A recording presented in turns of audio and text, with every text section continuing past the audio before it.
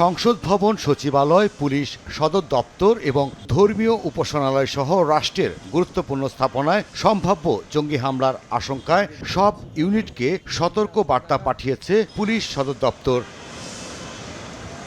চিঠিতে উল্লেখ করা হয়, সম্প্রতি গ্রেপ্তার হওয়া উগ্রবাদী সংগঠনের সদস্য ইশতিয়াক আহমেদ সামি ওরফে আবু বক্করের সঙ্গে একটি বাহিনীর চাকরিচ্যুত 2 সদস্যের নিয়মিত যোগাযোগের তথ্য পাওয়া গেছে। তাদের মাধ্যমে একটি সংঘবদ্ধ চক্র গড়ে ওঠার আশঙ্কা করছে সংশ্লিষ্টরা।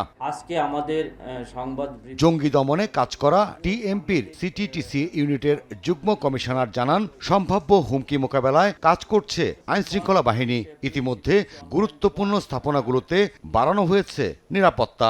আমাদের সিটিটিসি, সাইবার ইন্টেলিজেন্স, আমাদের স্পেশাল অ্যাকশন, আমরা এই বিষয়ে কাজ করছি। আতঙ্কিত হওয়ার কোনো কারণ নেই, আমরা কাজ করছি, ইনশাল্লাহ আমরা এটাকে ফেস করতে পারব। মতিঝিল জোনের উপকমিশনার জানান, কেপিআইভুক্ত অতি গুরুত্বপূর্ণ স্থাপনাগুলোতে নিরাপত্তা নিয়ে কাজ করছে পুলিশের প্রোটেকশন বিভাগ। জঙ্গি হামলার আশঙ্কা মোকাবেলায় তাদের চাহিদা মতো যে কোনো পদক্ষেপ নেওয়া হবে বলে জানান তিনি।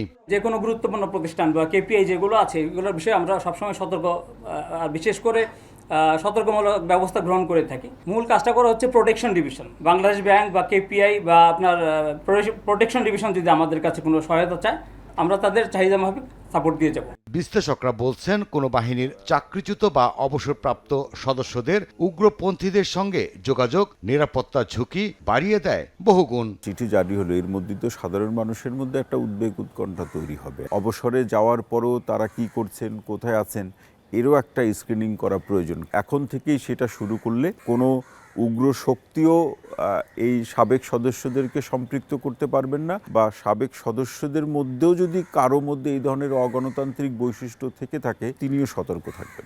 পুলিশ সদর দপ্তরের চিঠির পরিপ্রেক্ষিতে গোয়েন্দা নজরদারির পাশাপাশি প্রতিরোধমূলক ব্যবস্থা জোরদারেরও পরামর্শ বিশ্লেষকদের। জিমসন মাহবুব, সময় সংবাদ, ঢাকা।